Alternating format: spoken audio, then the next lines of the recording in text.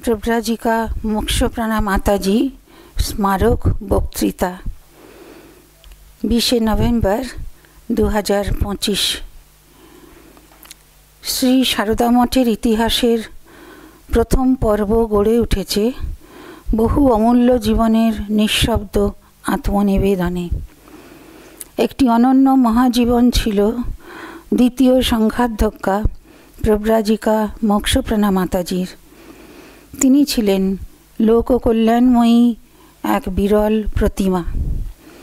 উত্তর কলকাতার এক মধ্যবিত্ত পরিবারে শ্রী ব্রজেন্দ্রনাথ বসু ও শ্রীমতী পঙ্কজ কুমারীর কন্যা, সকলের আদরের রেণু, পরবর্তীকালের মোক্ষপ্রাণাজি। শৈশবকাল থেকেই রেণু ছিলেন ভাবপ্রবণ।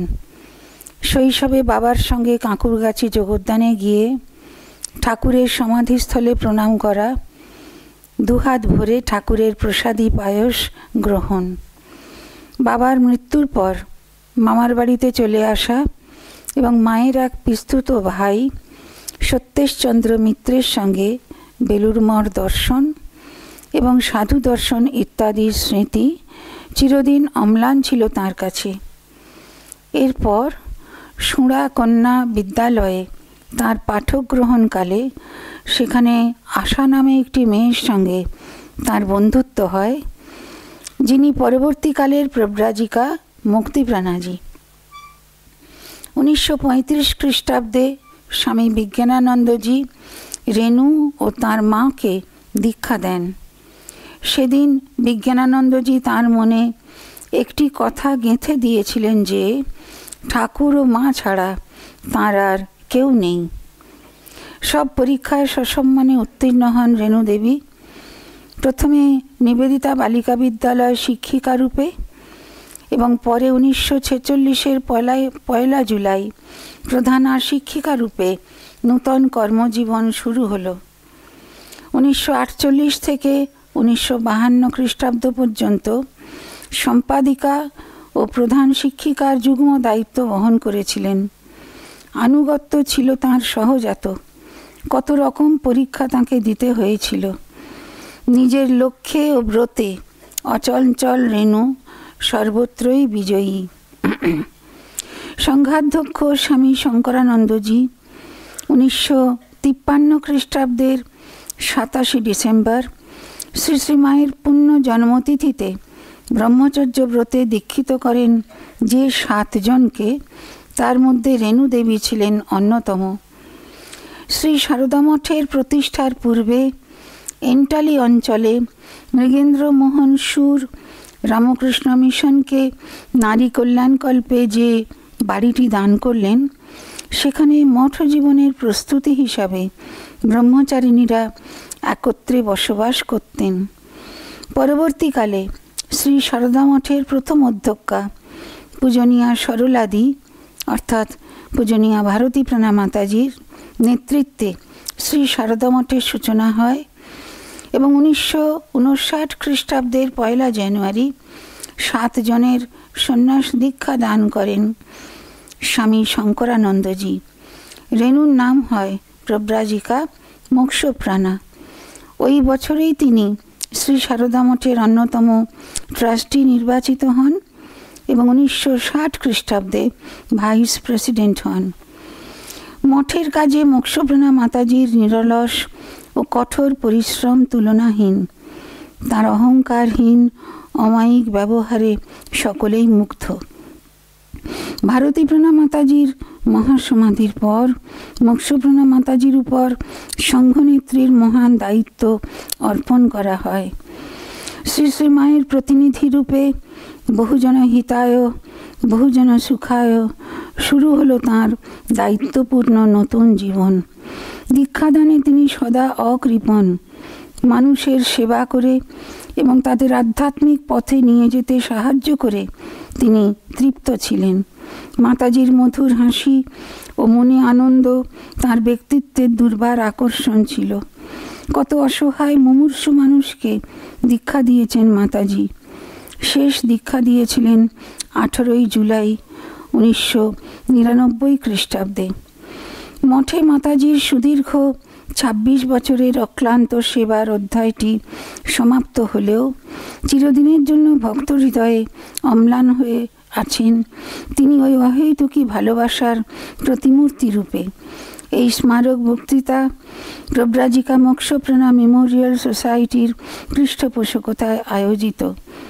আজ প্রব্রাজিকা মোক্ষপ্রাণা মাতাজি স্মারক বক্তৃতা দেবেন প্রব্রাজিকা আপ্তক্রমা মাতাজি, আপ্তকামপ্রাণা মাতাজি, সম্পাদক নিবোধত পত্রিকা।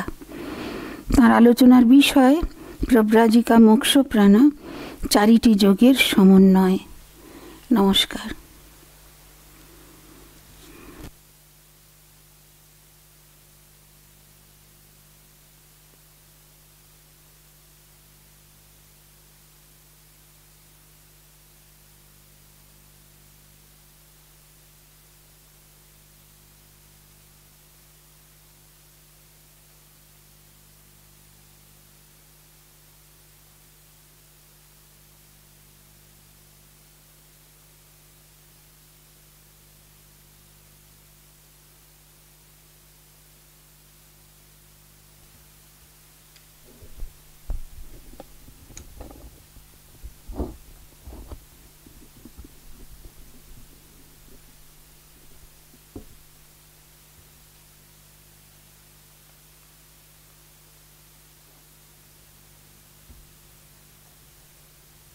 ভগবান শ্রী রামকৃষ্ণদেব, শ্রী শ্রী মা এবং স্বামীজি মহারাজের চরণে ভক্তিপূর্ণ প্রণাম জানাই।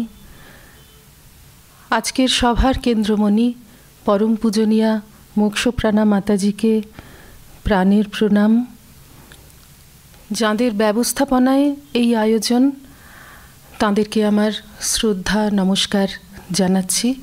আজ যে আমরা মাতাজির অনুধ্যান করে ধন্য হতে পারছি, তার জন্য তাঁরা নিমিত্ত হয়েছেন। সেই মোক্ষপ্রাণা মেমোরিয়াল সোসাইটিকে নমস্কার জানাই। এখানে আমার শ্রদ্ধাভাজন পরম পূজনীয়া প্রদীপ্তপ্রাণা মাতাজি উপস্থিত আছেন, তাকে আমার প্রণাম। আর আমার শ্রদ্ধেয়া পূজনীয়া প্রীতিভাজন সব মাতাজিরা আছেন, তাদের সকলকে আমার প্রণাম ভালোবাসা জানাচ্ছি। আপনাদের সকলকে আমার প্রীতি নমস্কার শ্রদ্ধা শুভেচ্ছা জানাই।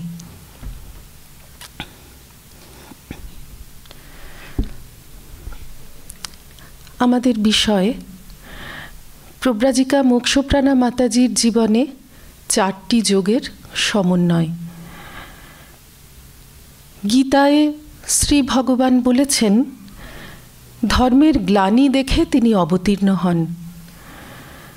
এ যুগের সৌভাগ্য, স্বয়ং ভগবান তো অবতীর্ণ হয়েইছেন, সেই সঙ্গে সপ্তর্ষির ঋষি অবতীর্ণ হয়ে যুগ ধর্ম নির্দেশ করেছেন।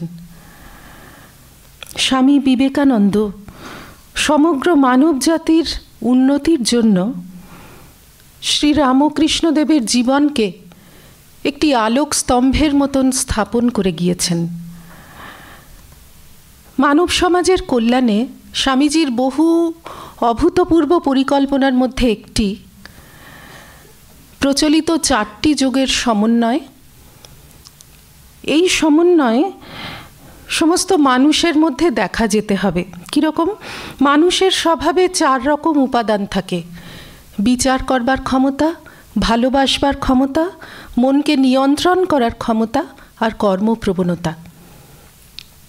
তাই এই 4 রকম মানুষের জন্য, 4 রকম মানুষের কথা ভেবে শাস্ত্র 4টি যোগের নির্দেশ করেছেন: জ্ঞান, ভক্তি, কর্ম আর রাজযোগ। যোগ তাই যা মানুষকে পরমাত্মার সঙ্গে যুক্ত করে। মানুষের সর্বোচ্চ উদ্দেশ্য ঈশ্বর লাভ। অতএব মানুষের চরিত্রে যে প্রবণতা সবচেয়ে বেশি, সেই প্রবণতাটিকে যোগ বা সোপান হিসেবে ব্যবহার করে সে সর্বোচ্চ লক্ষ্যের দিকে এগিয়ে যাবে। এই হচ্ছে শাস্ত্রের আশয়। আবার একই মানুষের মধ্যে বিভিন্ন সময়ে বিভিন্ন প্রবণতা জাগে। আমরা নিজেকে দিয়েই বুঝতে পারি। আমাদের কখনো চুপ করে জপ ধ্যান করতে ইচ্ছা করে, কখনো কাজ করতে ইচ্ছা করে। কাজেই একজন মানুষ তার সবগুলি প্রবণতাকেই যাতে ব্যবহার করতে পারে এবং এইভাবে তার সমস্ত ক্ষমতার সমস্ত সময়ের সদ্ব্যবহার করতে পারে, সেই জন্যই একটি মানুষের জীবনে 4টি যোগের সমন্বয়ের ভাবনাটি এসেছিল স্বামীজির মনে। স্বামীজি বেলুড় মঠের নিয়মাবলীর প্রথমেই বলেছেন, ভগবান শ্রীরামকৃষ্ণের প্রদর্শিত প্রণালী অবলম্বনে। আমাদের সেই দৃশ্যটি কল্পনা করতে ইচ্ছা করে। আলমবাজার মঠ, মাস 2 আগে স্বামীজি বিশ্বজয় করে কলকাতায় ফিরে এসেছেন। এপ্রিল মাস নাগাদ স্বামীজির কাছে সদ্য সন্ন্যাস পেয়েছেন নিত্যানন্দজি। তিনি স্বামীজিকে বললেন যে এখন অনেক নতুন নতুন ছেলে মঠে আসছে, তাদের জন্য একটু নিয়মকানুন করলে ভালো হয়। তখন স্বামীজি বললেন, বেশ তো, কেউ একজন লিখতে থাকো, আমি বলি। কে লিখবেন? স্বামীজির গণেশ কে হবেন? কেউ এগোতে চান না ভয়ে। শেষ পর্যন্ত সুধীর মহারাজ, পরে যিনি স্বামী শুদ্ধানন্দজি, তিনি এগিয়ে এলেন সাহস করে এবং তিনি পরে স্মৃতিকথায় লিখছেন যে আমি কাগজ কলম নিয়ে স্বামীজির গণেশের আসন গ্রহণ করিলাম। তো সেই গণেশ বলে যাচ্ছেন, সত্যি সত্যি ব্যাসদেব আর গণেশ আমাদের মনে হয় এই দুজনেই ঠিক সেই রকম। তো স্বামীজি বলছেন, একবার শূন্যের দিকে তাকিয়ে বললেন, এ কি থাকবে? সবাই বলল হ্যাঁ থাকবে। অর্থাৎ 2 দিনের জন্য মঠে এসেছেন না, তারপরে সত্যি সত্যি সাধু হবেন। তো স্বামীজি বলে যাচ্ছেন, তো সেই নিয়ম, প্রথম নিয়মাবলীতেই তিনি বলছেন যে ভগবান শ্রীরামকৃষ্ণের প্রদর্শিত প্রণালী অবলম্বনে নিজের মুক্তি আর জগতের কল্যাণ, আত্মানো মোক্ষার্থম জগদ্ধিতায় চ, এই বিষয়টিকে বোঝানোর জন্য স্বামীজি এইভাবে বলছেন যে এই ব্যাপারে শিক্ষিত হওয়ার জন্য আমাদের এই বেলুড় মঠ কিন্তু স্থাপিত হচ্ছে। কেমন করে এই শিক্ষাটা হবে? ভগবান শ্রীরামকৃষ্ণের প্রদর্শিত প্রণালী অবলম্বনে। এইটি স্বামীজির ভাষা। অর্থাৎ শ্রীরামকৃষ্ণের জীবনে যা যা ঘটে গেছে সেইগুলি কিন্তু শুধু তিনি ভগবান বলে ঘটেছে তা নয়, সেটা মানব সমাজের সামনে কেন ঘটল, তাকে ওই লাইট হাউসের মতন দেখে আমাদের প্রত্যেকের জীবনে সেই রকম সেই ব্যাপারগুলি ফোটাতে হবে, তা না হলে আমরা শ্রীরামকৃষ্ণের অনুগামী নই। এইটা স্বামীজি বলছেন। শ্রীরামকৃষ্ণের জীবনে এই 4টি যোগই চরম বিকশিত হয়েছিল। স্বামীজি লিখছেন, জ্ঞান, যোগ, ভক্তি ও কর্মের পরাকাষ্ঠা সমষ্টি স্বরূপ এরূপ অপূর্ব পুরুষ আর মানবজাতির মধ্যে কখনোই সমুদিত হন নাই। ওই প্রকার সর্বাঙ্গ সুন্দর যাহার চরিত্র, তিনি শ্রীরামকৃষ্ণদেবের যথার্থ শিষ্য ও অনুগামী। ওই প্রকার সর্বাঙ্গ সুন্দর চরিত্র গঠনই এই যুগের উদ্দেশ্য ও তাহার জন্যই সকলের প্রাণপণ চেষ্টা করাই কর্তব্য। স্বামীজি পরে আরেকটা ভাষা বলছেন যে এই জ্ঞান, ভক্তি, কর্মযোগের মধ্যে কোনোটাতে যদি মানুষ একটুও ন্যূনতা প্রদর্শন করেন, যদি কোনো একদিকে আমরা ঝুঁকে পড়ি বা একটা দিক একটু কম হয়, তাহলে কিন্তু বুঝতে হবে যে তার চরিত্র শ্রীরামকৃষ্ণ মূষায় দ্রুত হয় নাই। মূষা কথার মানে ছাঁচ, দ্রুত মানে ওই ছাঁচে ঢেলে যে জিনিসটা তৈরি হলো। তাহলে শ্রীরামকৃষ্ণদেবের ছাঁচে ঢেলে যে জিনিসটি তৈরি হয়ে গেল, সেই চরিত্রটা কীরকম হবে? তাতে জ্ঞান, ভক্তি, কর্ম আর যোগ, এই 4টে জিনিসেরই খুব সুন্দর একটা মিশ্রণ তৈরি হবে, এইটা স্বামীজি বলছেন। আর এই যোগের সমন্বয়ে স্বামীজি ফুটিয়ে তুলেছেন সংঘের মনোগ্রাম বা প্রতীকটির মাধ্যমে। এইটা স্বামীজিরই আঁকা, আমরা জানি। প্রতীকের মাঝখানে রয়েছে হংস, পরমাত্মার প্রতীক। তরঙ্গায়িত জল কর্মের প্রতীক। জলে ফুটে আছে পদ্ম, ভক্তির প্রতীক। সূর্য জ্ঞানের প্রতীক। আর এই সব কিছুকে বেষ্টন করে আছে একটি সাপ, যোগের প্রতীক। অর্থাৎ কর্ম, ভক্তি, জ্ঞান আর যোগ, এই সব কিছুর সমবায়ে পরমাত্মার সাক্ষাৎ লাভ হয়। বলা হয়েছে এই মনোগ্রামটি শ্রীরামকৃষ্ণেরই ছবি, যেটা এঁকেছেন স্বয়ং বিবেকানন্দ। স্বামীজির আশা আর আশীর্বাদ সফল করে রামকৃষ্ণ সংঘ এমন বেশ কয়েকজন মহাপুরুষকে মানব সভ্যতাকে উপহার দিয়েছেন, যাঁদের জীবনে আমরা দেখছি এই জ্ঞান ভক্তি কর্মযোগের খুব সুন্দর সমন্বয় দেখা গেছে। আজকে আমরা আলোচনা করছি সারদা মঠের দ্বিতীয় অধ্যক্ষা পরম পূজনীয়া মোক্ষপ্রাণা মাতাজির কথা। তাঁর জীবনে আমরা দেখব এই সমন্বয় কিভাবে হয়েছিল। তার আগে একটি কথা আমাদের বুঝে নিতে হবে, একজন মানুষের জীবনে বিভিন্ন যোগ কিভাবে সমন্বিত হয়েছে দেখতে গেলে এক একটি যোগ ধরে আলাদা আলাদা আলোচনা করা ছাড়া আর কোনো পথ নেই, আর কোনো উপায় নেই আমাদের হাতে। কিন্তু মনে রাখতে হবে এই যোগগুলো কিন্তু আলাদা আলাদা নয়। শাস্ত্রের ভাষায় যাকে বলা হয় অত্যন্ত ভিন্ন, সেইটা এই যোগগুলি নয়, এয়ারটাইট কম্পার্টমেন্ট নয়। কেন না, একটি পাত্রে যদি আমরা 4টে তরল ঢালি তাহলে সেটা মিশে যেতে থাকে, তাদেরকে আলাদা করা যাবে না। ঠিক সেই রকম যখন একজন মানুষ এই 4টি যোগ অভ্যাস করছেন, তখন আমরা দেখতে পাবো যে এইগুলি মিশে যাচ্ছে। উদাহরণ দিলে খুব সুন্দর স্পষ্ট বোঝা যায়। এর জন্য আমরা সাধারণত রান্নার উপমা ব্যবহার করে থাকি, যে সকলেই সহজে বুঝতে পারবেন। আমি রান্না করছি, এই রান্নার সঙ্গে কি কি জড়িয়ে আছে, আমি যার জন্য করছি, কি খেলে তার তুষ্টি হবে, পুষ্টি হবে, শরীরে উপকার হবে, সেই সম্পর্কে আমার একটা ধারণা আছে। তার সুগার আছে, তাকে আমি আলু দেব না। সবুজ সবজি খেতে হবে, আর যদি রান্না করার আগে আমি সবুজ সবজি কেটে ধুই তাহলে ওয়াটার সলিউবল ভিটামিনস চলে যাবে, সেটা রাখতে হবে। তাহলে আমাকে কি করতে হবে, আগে আলুটা আমি সেদ্ধ করতে বসিয়ে দিই, সেদ্ধর জলটা ফেলে দেবো। এই সবজিগুলোর সেদ্ধর জল ফেললে চলবে না, সেটা ঝোলের মধ্যে থাকতে হবে। এই যে সবটা একটা জ্ঞান, ঝোলে কি দেব কি দেব না, এইটা হচ্ছে জ্ঞান।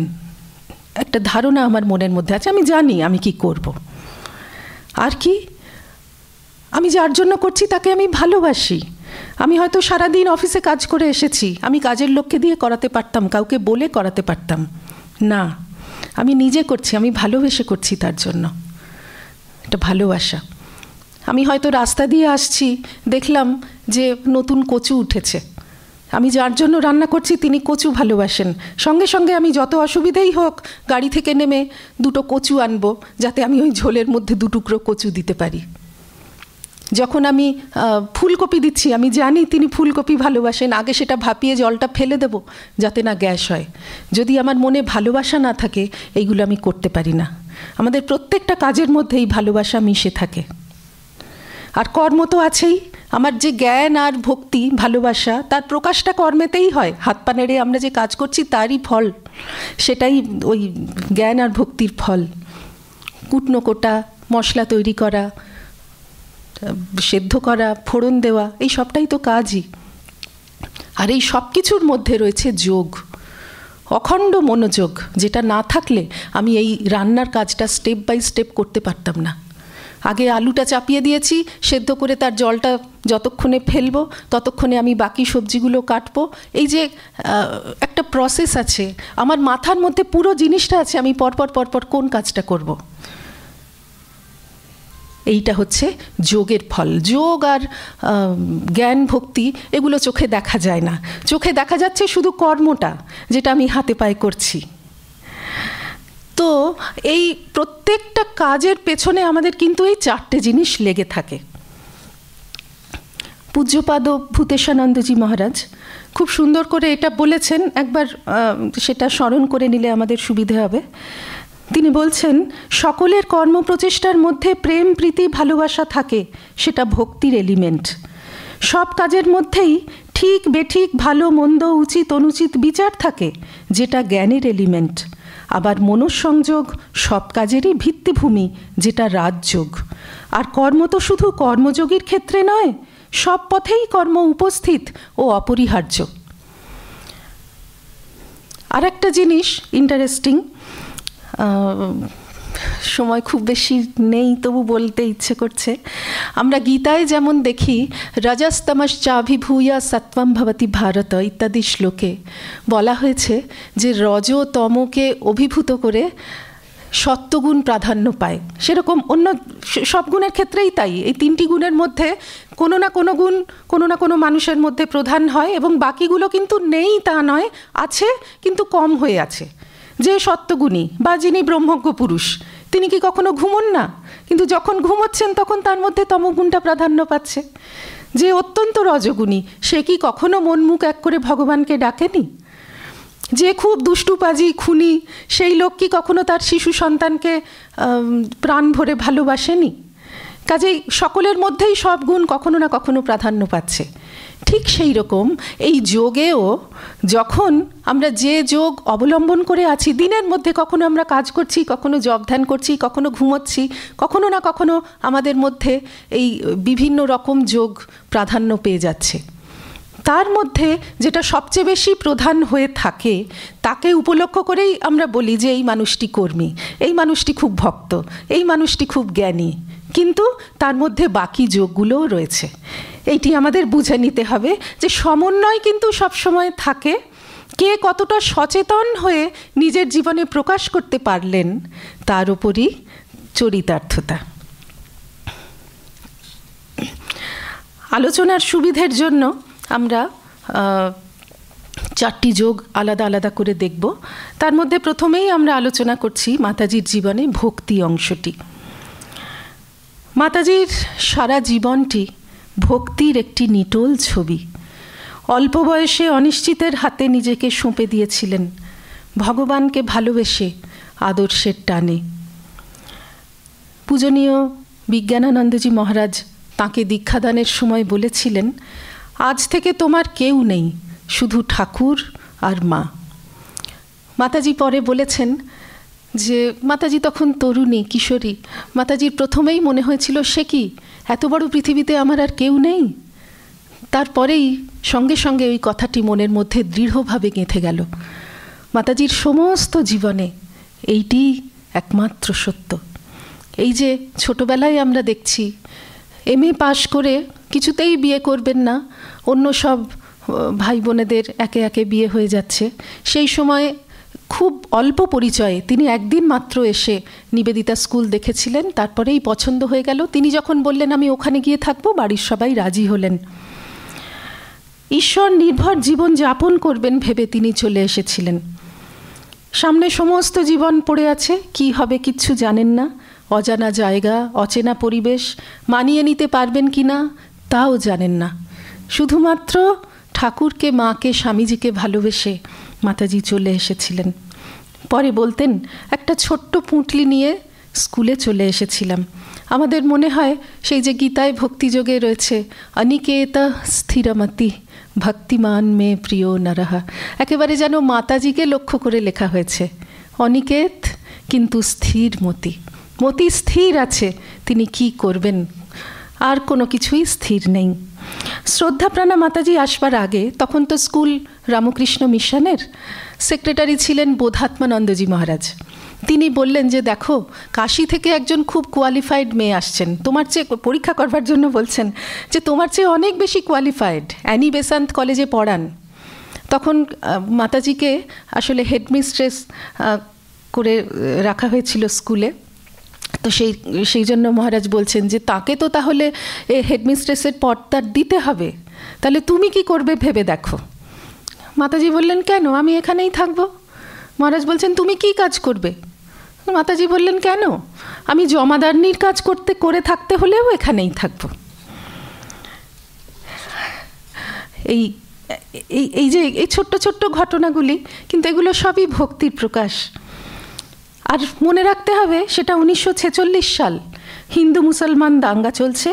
কলকাতার মুসলিম অধ্যুষিত এলাকায় রাজাবাজারে ছিল মাতাজির পূর্বাশ্রম। আমরা আজকে ওই রাজাবাজারের উপর দিয়েই এলাম, এখনও দেখছি যে উর্দুতে লেখা সমস্ত সাইনবোর্ড। তাই ভাবছি যে তখনও তাই ছিল, এখনও তাই রয়েছে।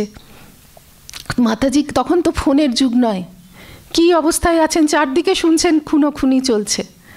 তার পরিবার পরিজনদের খবর মাতাজি বহুদিন পরপর পেতেন, কিন্তু সেই যে উদ্বেগের আগুন, তাতে মাতাজি নিজেই পুড়েছেন, কোনো দিন আঁচ লাগতে দেননি স্কুলের কাজকর্মের ওপর।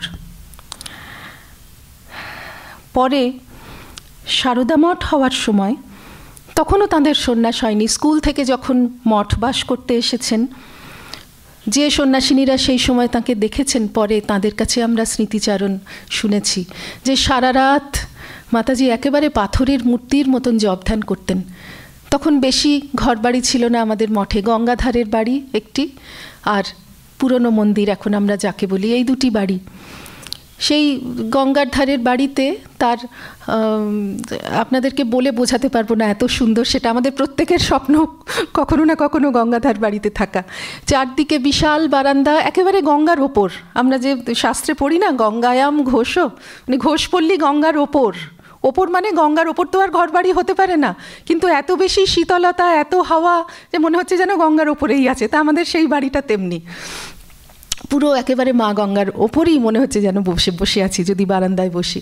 তো সেই বাড়িতে অন্য সন্ন্যাসিনীরা বলেন যে একেবারে সারাদিন তখন কত দৈহিক পরিশ্রম, মঠে তো তখন লোকবল নেই, অর্থবল নেই, কিন্তু মাতাজি সারা রাত মূর্তির মতন বসে জপ ধ্যান করতেন। ঠিক যখন ভোরবেলা মঙ্গলারতির ঘণ্টা পাচ্ছে, আবার সঙ্গে সঙ্গে ঠাকুর ঘরে চলে যেতেন। শরীরে লেশ মাত্র জড়তা নেই, কেউ বুঝতে পারতো না যে সারা রাত তিনি জপ ধ্যানে অতিবাহিত করেছেন। আবার পরে যখন আমাদের মন্দির হয়েছে, সেই সময়ও মঙ্গলারতি আর সন্ধ্যারতির সময় সেই নিশ্চল পাথরের মূর্তির মতন মাতাজি বহুক্ষণ বসতেন। অমাবস্যা, পূর্ণিমা, বিশেষ বিশেষ দিনে মঠবাসিনীদের রাত 12টায় তুলে দিতেন। গঙ্গা তীরে ধুনি জ্বালিয়ে তাঁরা জপ ধ্যানে রত হতেন, কিন্তু দৈনন্দিন কাজ বাদ দিয়ে নয়। প্রাত্যহিক কর্ম একইভাবে, একই নিষ্ঠায়, একই গতিতে করে যেতে হবে। মাতাজি বলতেন যে তোমরা জপ ধ্যান করছো বলে সেটা বেশি ভক্তির প্রকাশ, আর কাজকর্মের ক্ষেত্রে নিজেকে বাঁচাবে তা কিন্তু হবে না। আর মাতাজির ঠাকুর পুজো ছিল দেখার মতন। ভারতী প্রাণা মাতাজি তখন কাশী থেকে এসে মঠে আছেন। তিনি বলতেন যে রেণুর মতন এত সুন্দর করে ঠাকুরকে কেউ সাজাতে পারে না। হয়তো স্থানীয় বাজারে ভালো ফল পাওয়া যায়নি, ঠাকুর পুজো সেরে সামান্য কিছু প্রসাদ খেয়েই আবার অন্নভোগ দিতে হবে। যদি আপনাদের পুজো একটু জানা থাকে আপনারা জানবেন, বিশেষ করে মঠে তো অনেক খুঁটিনাটি। এই নিত্যকার সকালবেলা পুজো করে ঠাকুরকে ভোগ দেওয়ার পর, তারপর যে অন্নভোগ দেবেন পূজারিনী, এর মাঝখানে খুব কম সময় থাকে, বড়জোর 1-1.5 ঘন্টা এরকম। সেই সময়টুকুও মাতাজি কোনো মতে সামান্য একটু জলযোগ করেই ছুটে চলে যেতেন বাজারে। কেন না ভালো ফল পাওয়া যায়নি, ঠাকুরকে সবচেয়ে ভালো জিনিসটা দেওয়া চাই। সেই ফল এনে আবার তাড়াহুড়ো করে এসে অন্নভোগ দিতেন। একজন সন্ন্যাসিনী ঠাকুর সেবা করছেন, তিনি একদিন রাতে শয়ন দিয়ে ফেরার সময় ঠাকুরকে শয়ন দিয়ে ফিরছেন, দেখছেন যে বাগানে কিসের যেন টর্চের আলো জ্বলছে। সঙ্গে সঙ্গে তিনি চলে এলেন কাছে, দেখছেন যে মাতাজি আর বিদ্যাপ্রাণা মাতাজি দুজনে ফুলের পোকা লেগে গেছে। পরের দিন আর ঠাকুরের পুজোর ভালো ফুল পাওয়া যাবে না, সেজন্য তারা ওই টর্চ জেলে জেলে পোকা এক একটা করে বেছে বালতির জলে ফেলছেন।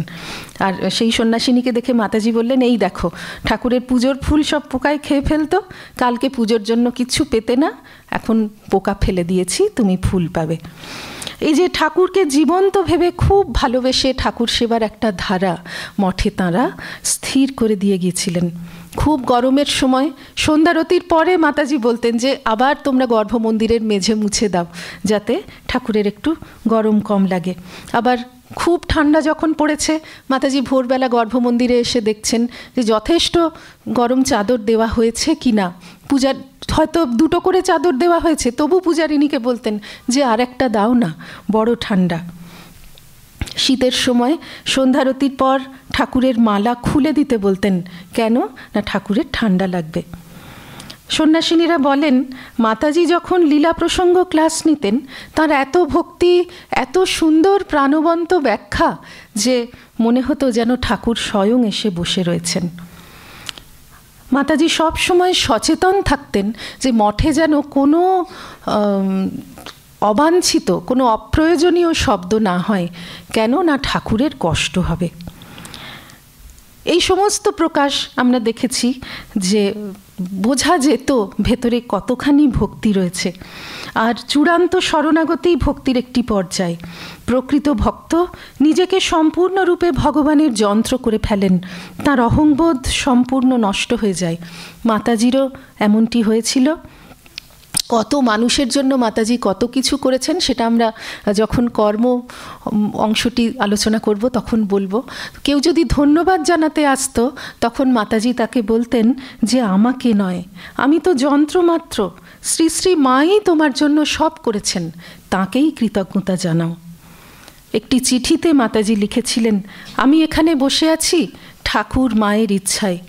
যেটুকু মানুষের সেবা করার ভার আমাকে তারা অনুগ্রহ করে দিয়েছেন এবং আমি যে এইটুকু তাদের সেবা করে যেতে পারছি, তাদের নামে মানুষকে একটু আনন্দ দিতে পারছি, তাতেই আমার জীবন সার্থক। ভক্তির আরেকটি পর্যায়ে ভক্ত ভগবানের মধ্যে কোনো ভেদ থাকে না। আমরা কথামৃতে দেখেছি শ্রীরামকৃষ্ণদেব বারবার বলেছেন ভক্তি আর জ্ঞান এক জায়গায় পৌঁছবে। হনুমানজির সেই বিখ্যাত কথাটি মনে পড়ে যে কখনো তিনি দেখেন তিনি রামচন্দ্রের দাস, কখনো তিনি দেখেন যে তিনি আর শ্রীরাম অভিন্ন। সেই রকম ভক্ত কখনো কখনো ভগবানের সঙ্গে একাত্ম হয়ে থাকেন।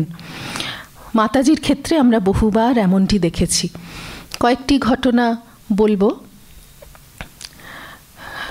একবার আমাদের একজন পূজারিনী, খুব ঠান্ডা পড়েছে, সকালবেলা তো ঠাকুরকে ফল মিষ্টি ভোগ দেওয়া হয়, তো তার মনে হচ্ছে যে এত ঠান্ডায় ফল আর মিষ্টি দুটোই তো ঠান্ডা ঠান্ডা জিনিস, ঠাকুরের কেমন লাগবে। তো তিনি মনে মনে ঠাকুরকে গরম গরম ইডলি, দোসা, সাম্বার খাইয়ে দিলেন। তারপরে যখন মাতাজিকে তিনি প্রণাম করতে গেলেন, পুজো শেষ হয়ে গেছে, একটা নির্দিষ্ট সময় পূজারিনী যান মাতাজির বাড়ি, তো তখন তিনি কিছু বলবার আগেই মাতাজি, তিনি তো খাইয়ে দিয়েছেন ঠাকুরকে, তারপরে আর সেটা নিয়ে আর কিছু ভাবেননি। তাকে দেখে মাতাজি বলছেন, কি গো ঠাকুরকে কেমন গরম গরম সাম্বার খাওয়ালে। এইরকম প্রচুর ঘটনা আমি দু তিনটি স্মরণ করছি। আমাদের সন্ন্যাসিনীদের মধ্যে একজন একবার কোনো অনভিপ্রেত ঘটনায় মন্দিরে গিয়ে মাকে বলেছেন, মা তোমাকেই বললাম আর কাকে বলবো বলো। ব্যাস বলেছেন, তারপর বেশ কিছুক্ষণ কেটে গেছে। পরে যখন মাতাজিকে প্রণাম করতে গেলেন, মাতাজি নিজে থেকেই বলছেন, কেন গো, আমি তো আছি, আমি তো এখানে বসে আছি, তোমার যা বলবার তুমি আমাকে বলবে। আরেকবার একজন ভক্ত মহিলা একদিন একা মঠে গেছেন, মাতাজি তাকে বললেন, তুমি ছেলেকে আনতে পারলে না? ছেলে মানে সেই মহিলার স্বামীকে মাতাজির ছেলে বলছেন, তুমি ছেলেকে আনতে পারলে না? এখন সেই ভদ্রলোক মঠে আসার ব্যাপারে একটু চান না অতটা, তিনি ভাবেন যে মঠে আসা, দীক্ষা নেওয়া এইসব মেয়েদেরই ব্যাপার। তো সেই ভদ্রমহিলার একটু সংকোচ হচ্ছে। তিনি মন্দিরে গিয়ে খুব কাতরভাবে মাকে প্রার্থনা করলেন যে মা আমার মুখ রাখো, আমি ওকে তো বাড়ি ফিরে বলবো যে মাতাজি তোমাকে যেতে বলেছেন, সে যদি না বলে আমি ফিরে এসে মাতাজিকে কি বলবো। তো সেই প্রার্থনা করে তিনি বাড়ি গেছেন। ভদ্রলোক কিন্তু রাজি হলেন, শুধু একটা শর্ত দিলেন যে আমি কিন্তু দীক্ষা টিক্ষা নিতে পারবো না, যেতে পারি মাতাজি যখন বলছেন। তো এই ভদ্রমহিলা বললেন যে আরে দীক্ষা তো বই পড়লে হয়, তোমার তো ওসব ব্যাপারই নেই, কাজেই তোমার দীক্ষার ভয় নেই, তুমি এমনি চলো। তার 2-3 দিন বাদে তারা যখন দুজনে প্রণাম করতে এসেছেন, মাতাজি সেই ভদ্রমহিলাকে বলছেন যে মা তাহলে প্রার্থনা শুনেছেন? এরপর আরও আছে, মাতাজি সেই ভদ্রলোককে বললেন যে বাবা তুমি আমার কাছে তাহলে অমুক দিন এসো, দীক্ষা নেবে। আর তিনিও সঙ্গে সঙ্গে বললেন হ্যাঁ মা আমি দীক্ষা নেব। একদিন দুপুরে প্রসাদ পাওয়ার পর সেই ভক্ত মহিলাটি, মাতাজি তখন শুয়ে পড়েছেন, একটু দেরি হয়েছে, তো তিনি এসে মাতাজিকে বলছেন মাতাজি আমি ফিরে যাব, কেমন করে আপনাকে প্রণাম করব, আপনি তো শুয়ে পড়েছেন। মাতাজি চারদিকে হাত ঘুরিয়ে দেখিয়ে বললেন কেন, এই তো চারদিকেই আমি আছি, প্রণাম কর না। আরেকজন ভক্ত মা চাঁপা ফুল খুব ভালোবাসেন, মাতাজি কিন্তু জানেন না, তিনি মাতাজিকে কোনোদিন বলেননি। তো একদিন তাঁর ছেলে অফিস ফেরত মঠে এসেছে, মাতাজি তাঁর হাতে কয়েকটা চাঁপা ফুল দিয়ে বললেন এইটা তোর মাকে দিবি। তিনি কিন্তু জানেন না, সেই চাঁপা ফুল পেয়ে তিনি একেবারে আপ্লুত। এরকম সব ঘটনা থাকে যাতে আমাদের মনে হয় যে ভক্ত যেমন ইষ্টের সঙ্গে কত সময় একাত্ম হয়ে যান, এটা যেন তারই দৃষ্টান্ত। আর ভক্তিতে মানুষ নরম হয়, কথামৃতে আমরা দেখেছি ঠাকুর বলছেন, তার জ্বলন্ত দৃষ্টান্ত মাতাজি। তার মন যেন কঠোর হতেই জানে না, অন্তরে একটি সহজ সরল নিষ্পৃহ ভাব, কিন্তু একেবারে মাতৃময়। মানুষকে তিনি জননীর মতন ভালোবেসেছেন। তার যে স্মৃতিগ্রন্থটি প্রকাশিত হয়েছে সেটা পড়লে একেবারে স্তম্ভিত হয়ে যেতে হয় যে এমনভাবেও মানুষকে ভালোবাসা যায়।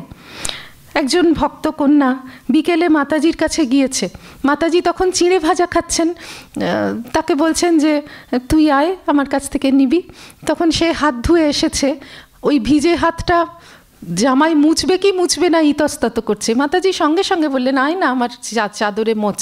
তার গেরুয়া চাদর মাতাজি এগিয়ে দিচ্ছেন, সে ইতস্তত করছে বলে মাতাজি নিজে হাত বাড়িয়ে তার হাতটি মুছে দিচ্ছেন। তারপর সেই মেয়েটি কলেজের হস্টেলে থাকতো, কোনো কারণে একবার মন মেজাজ খারাপ, সে মঠে এসেছে, প্রসাদ পাবো না, কেননা সে রেগে আছে তো, সেটা বোঝানোর উপায় কি? এই জন্য মাতাজিকে বলেছে আমি প্রসাদ পাবো না, এমনি এসেছি, চলে যাব। তখন মাতাজি বললেন যে ঠিক আছে, স্বামীজির একটা প্রদর্শনী হচ্ছে নিচে, দেখে যাও। তখন সে যেন মাতাজিকে ধন্য করছে এমন ভাব করে বলল যে হ্যাঁ সেটা দেখা যেতে পারে। তারপরে প্রদর্শনী দেখে টেকে যখন মাতাজির কাছে এসেছে, না বলে তো আর যাবে না মঠ থেকে, তখন মাতাজি বলছেন যে ওরে প্রসাদের তো সময় হয়ে গেছে, দুটি প্রসাদ পেয়েই জানা। তখন সে প্রসাদ পেল, তারপরে আবার ফিরবে বলে মাতাজির কাছে গিয়েছে। মাতাজি তখন প্রসাদ পেতে বসেছেন, তার সঙ্গে বসে বললেন যে আয় তোর সঙ্গে একটু আড্ডা দিই বলে তাকে মোড়ায় বসিয়ে, নিজে প্রসাদ পাচ্ছিলেন, তাকে একটু নিজের প্রসাদ দিলেন। অনেক গল্প করে কলেজের হস্টেলের তার মন থেকে সেই মন খারাপ সম্পূর্ণ মুছে নিলেন। এবং সেই ভদ্রমহিলা পরে স্মৃতিকথায় লিখছেন যে আমার মন খারাপ যে কখন একেবারে সম্পূর্ণ চলে গেল আমি টেরও পেলাম না, আমি নাচতে নাচতে হস্টেলে ফিরলাম। এই ছিলেন মাতাজি। মাতাজির বিভিন্ন চিঠিপত্র থেকে, কথোপকথন থেকে ভক্তি সম্পর্কে অনেক কথাই সংগ্রহ করা গিয়েছে, আমি দুটি একটি বলছি। কুকুর যেমন প্রভুর দ্বারে পড়ে থাকে, প্রভু যখন খেতে দিচ্ছেন তখন খাচ্ছে, ঠিক তেমনই আমাদেরও ঠাকুরের ওপর নির্ভর করতে হবে, তাঁর কৃপালাভের জন্য একনিষ্ঠভাবে লেগে থাকতে হবে, যেন ঠাকুর ছাড়া আর কেউ নেই। তাঁকে ডাকবে আর বলবে তুমি এত আপনার হয়ে কোথায় আছো, তোমার দেখা কি আমি পাবো না? তুমি ছাড়া আমার আর কেউ নেই, তোমার কাছে আবদার করব না তো কার কাছে করব? প্রতি পদে শ্রী শ্রী মা ঠাকুর তোমার পাশে থেকে পথনির্দেশ দিয়ে চলেছেন, তাঁরা তোমাকে আগলে আছেন। মাকে সর্বাবস্থায় ধরে থাকবে, তিনিই রক্ষা করবেন। তাকে গভীরভাবে ভালোবাসার চেষ্টা করো, তাহলে তিনি তোমাকে যেমন চালনা করবেন তেমনভাবে চলবে। তিনি সবসময় আমাদের সঙ্গেই আছেন, তাঁর দৃষ্টির বাইরে আমরা কখনো থাকি না। তুমি না ঘুমিয়ে পারো না, না খেয়ে পারো না, আর সবচেয়ে যা জরুরি ভগবানকে ডাকতে ভুলে যাবে। শ্রী শ্রী মায়ের সঙ্গে কথা বলেছ মা এত করে তোমায় ডাকছি, একবার কথা বলো। আমার যে তোমার সঙ্গে কথা বলতে খুব ইচ্ছা করে, গল্প করতে ইচ্ছা করে, দেখবে মা তখন কত কথা বলবেন। এরকম করে মাকে ডাকতে হবে। শ্রী শ্রী মাকে ধরো, ভালোবাসো, দেখবে তিনি তোমার মনে কেমন জেগে উঠছেন। আমাদের জীবন তো শুধু ঈশ্বর সান্নিধ্য পাওয়ার জন্য, আর কিছু পাওয়ারও নেই, চাওয়ারও নেই। মাতাজির মনে এত ভক্তি, একবার একজন ভদ্রমহিলা কাশী যাচ্ছেন, মাতাজি তাকে বলছেন যে বিশ্বনাথজিকে বলবে তুমি ভালো থেকো, আর কিচ্ছু চাই না তোমার কাছে, আর কিচ্ছু চাই না, শুধু আমাদের জন্যই তুমি ভালো থেকো। এরপরে আমরা জ্ঞান অংশে আসছি। ঈশ্বরে অনুরাগ এবং সংসারে বিরাগ জ্ঞানের প্রথম সোপান। মাতাজি আশৈশব, অন্তর্মুখ এবং সাংসারিক বিষয়ে উদাসীন। 3 বছর বয়সে আমরা পরে মাতাজির মুখে শুনেছি এরকম যে বাড়ি থেকে বেরিয়ে একজন সাধুর পিছু পিছু চলে গিয়েছিলেন। তারপর অনেক দূরে এসে সেই সাধু একটি পুকুরের জলে হাত মুখ ধুয়ে গামছা মেলছেন, তখন দেখছেন যে পুকুর পাড়ে বসে এইটুকুনি একটা মেয়ে পিট পিট করে তাকে দেখছে। তখন তিনি সব জিজ্ঞাসা করলেন, মামনি তুমি কোত্থেকে এসেছো? তারপর তাকে বাড়ি ফিরিয়ে দিয়ে গেলেন। তখন মাতাজি সেই সাধুকে তিনি বলেছিলেন যে সন্ন্যাসীরা কেমন থাকে সেটা দেখতে ইচ্ছে করে। তো এই ভাবটি তার যথার্থ ভাব, যা তাকে আজীবন পরিচালিত করেছে। জ্ঞানের কথা বললেই প্রথম আমাদের মনে আসে ত্যাগ বৈরাগ্যের কথা। তখন বেলুর মঠ থেকে দুর্গাপূজার প্রসাদী লাল পাড় কাপড়গুলি সব সারদা মঠে পাঠিয়ে দেওয়া হতো। তো মাতাজি সেই সব কাপড় ভাগ করে দিতেন, সবাইকে সব ভালো ভালো বড় বড় কাপড়গুলো দিয়ে দিতেন। সবচেয়ে যেটা ছোট, ভালো করে পরা যায় না, সেইটা নিজের জন্য রাখতেন। আমরা পরে অন্য প্রসঙ্গে মাতাজির কাছে শুনেছি যে সত্যিকারের ভালোবাসার পরখ হলো ত্যাগের প্রবৃত্তিতে। আমরা যে কোনো কাজ করি, এই যে মা সন্তানকে ভালোবাসেন, তিনি সন্তানের জন্য খাটেন। হয়তো খুব সামান্যতম সময় আছে হাতে, যেটুকু বিশ্রাম অবশ্যই দরকার, তা না হলে নয়, সেই সময়টুকুও তিনি ত্যাগ করে দেন ভালোবাসার জনকে এতটুকু সেবা দেওয়ার জন্য। মাতাজি বলছেন সত্যিকারের ভালোবাসার পরখ ত্যাগের প্রবৃত্তিতে। এই কাজগুলি প্রত্যেকটারই আমরা দেখব জ্ঞান ভক্তি দুটো করে দিক আছে। জ্ঞানের দিক কোনটি? আমি ঠাকুরকে ভালোবাসি, আমার আর কিছুই চাই না। খাদ্য, অন্ন, বস্ত্র, এই যে কাপড়, ভালো কাপড়টা সবাইকে দিয়ে দিচ্ছেন, নিজের জন্য কিছুই রাখছেন না, এটা জ্ঞানের দিক, ত্যাগ বৈরাগ্যের দিক। আর ভালোবাসার দিক কোনটি? আমি যাদেরকে ভালো জিনিসগুলি দিয়ে দিচ্ছি তারা আমার ইষ্টের প্রতিরূপ, তারা ঠাকুর, তারা মা, তাদেরকেই আমি দিচ্ছি। মাতাজি বলছেন যে ভালোবাসায় যত বেশি কল্যাণ বুদ্ধি, যত আত্মোৎসর্গের প্রবৃত্তি, ত্যাগের প্রবৃত্তি নিজে থেকেই গভীর আর দৃঢ় হতে থাকে, সেই ভালোবাসাই খাঁটি জাতের। একজন সন্ন্যাসিনী তাঁর স্মৃতিকথায় লিখছেন, তিনি যখন প্রথম মঠে এলেন, তাকে নিয়ে মাতাজি বারুইপাড়া কেন্দ্রে গেলেন। তিনি দেখেননি নবাগতা, সেই জন্য নিয়ে গেলেন। সঙ্গে কি হয়তো কিছু জামা কাপড় বা দরকারি জিনিস নিয়ে যাচ্ছেন, সেটা একটা গামছা দিয়ে পুঁটলি বেঁধে। যিনি মাতাজির সঙ্গে যাচ্ছেন তিনি নবাগতা। তখন তিনি বলেই ফেললেন যে আপনি যে প্রেসিডেন্ট মা, একটা ব্যাগে করে নিলে হতো না? এই হচ্ছেন মাতাজি, যেটুকু না হলে নয় সেইটুকুই তাঁর প্রয়োজন। দেশ বিদেশ থেকে নানা রকম জিনিস ভক্তরা তাঁর জন্য আনছেন, তিনি সঙ্গে সঙ্গে বিলিয়ে দিয়ে আনন্দ পাচ্ছেন।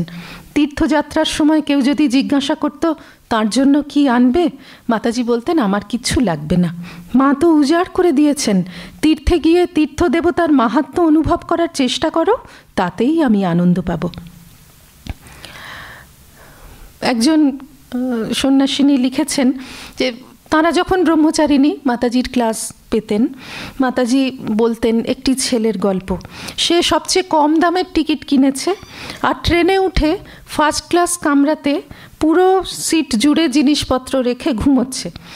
সেই সিটের যিনি প্রকৃত যাত্রী তিনি এসে বললেন যে এই সিটটা তো আমার, আপনি আপনার সিটে বসুন। তখন সেই ছেলে বলছে কেন, আমি তো টিকিট কেটেছি, এই যে আমার টিকিট। তখন সেটা দেখে আবার সেই যাত্রী বলছেন এটা তো প্যাসেঞ্জার ক্লাসের টিকিট। তখন ছেলেটি বলছে যে একই তো ট্রেন, এক জায়গাতেই তো যাব, এত হেরফের কিসের? তখন তিনি বলছেন যে কেন, এই কামরায় গদি আছে, ফ্যান আছে।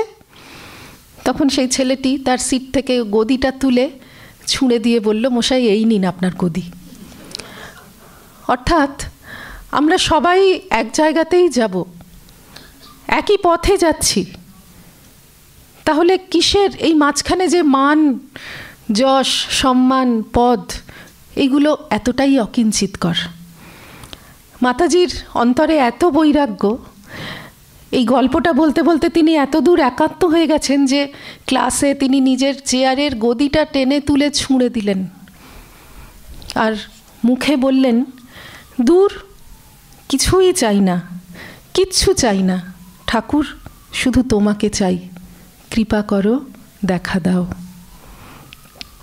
মাতাজির সব কথায় আমরা এই বৈরাগ্যের সুর দেখতে পাই, বলতেন, মাঝে মাঝে মৃত্যু চিন্তা করবে, দেখবে এই জগৎ তোমার চারপাশে থাকলেও মন থেকে সরে যাবে। আজ যাদের জন্য মন খারাপ করছো, কাল তারা তোমার সঙ্গে থাকবে না।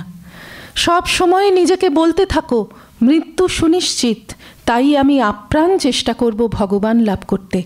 যারা ঠাকুরের শরণাগত, তাদের পার্থিব বাসনা শেষ হয়ে যায়, তারা জ্ঞান লাভ করে।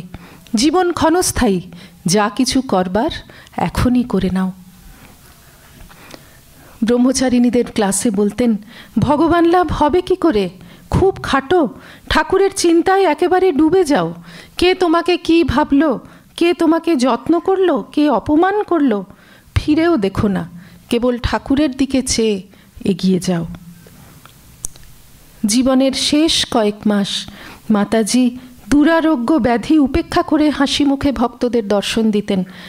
তার যে গ্রন্থগুলি বেরিয়েছে তাতে আমরা দেখি সবাই লিখছেন যে জুলাই, সেপ্টেম্বর, আগস্ট, আগস্টে মাতাজির শরীর চলে গেছে।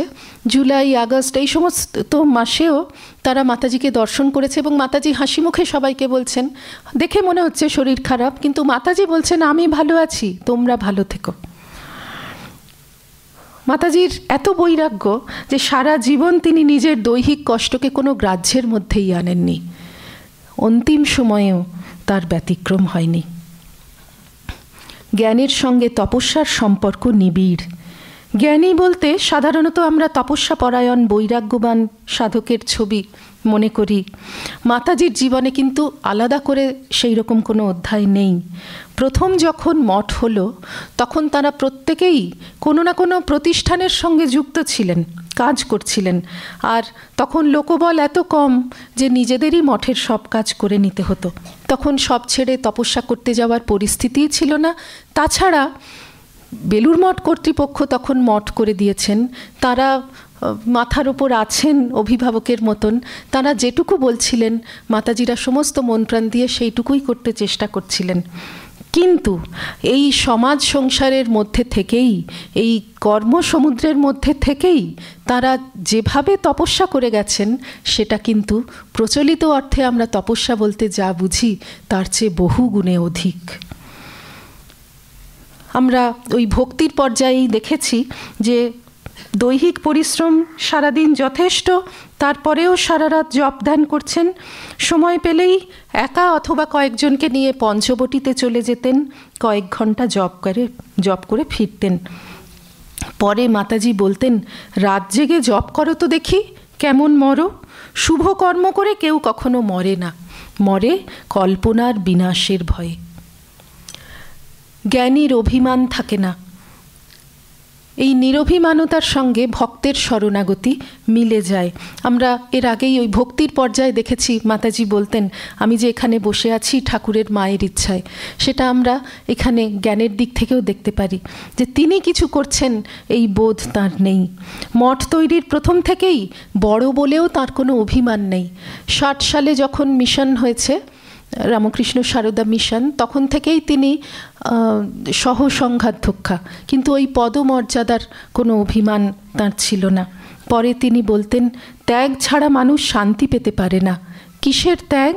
নিজের ক্ষুদ্র বোধ, সংকীর্ণ অহংবোধের ত্যাগ। রুটি বেলা ইত্যাদি সমস্ত কাজ নবাগতদের তিনি শেখাতেন। আর মঠের প্রথম দিনগুলিতে স্থানাভাবে রাতে একজন নতুন যোগদান করা মেয়ে তাঁর ঘরে শুতেন, খুব সংকুচিত হয়ে যে পাছে মাতাজির কষ্ট হয়। মাতাজি কিন্তু প্রথম দিনই সেই ছোট্ট মেয়েটি কোণার দিকে বিছানা করেছে দেখে নিজে তার বিছানা সুন্দর করে ঘরের মাঝখানে বড় করে দিলেন এবং বললেন যে ওভাবে কি শোয়া যায়? তুমি এইভাবে শুলেও তো আমি তোমার বিছানার পাশ দিয়ে ঠিক চলে যেতে পারবো। এরকম ছিলেন মাতাজি। সেই সন্ন্যাসিনীর স্মৃতিকথায় আমরা পাই মাঝরাতে ঘুম ভেঙে তিনি দেখছেন সেই গঙ্গার ধারের বাড়ি, গঙ্গার ধারের বারান্দায় বসে মাতাজি গুনগুন করে গান গাইছেন, সদানন্দময়ী কালী। অপার্থিব একটি পরিবেশ। জ্ঞানীর একটি লক্ষণ গীতায় বলা হয়েছে, সর্বে সমারম্ভা কাম সংকল্প বর্জিতা। মাতাজির কাজে যেমন আমি করছি এই অভিমান নেই, তেমনি ওই ফলের আকাঙ্ক্ষাও নেই।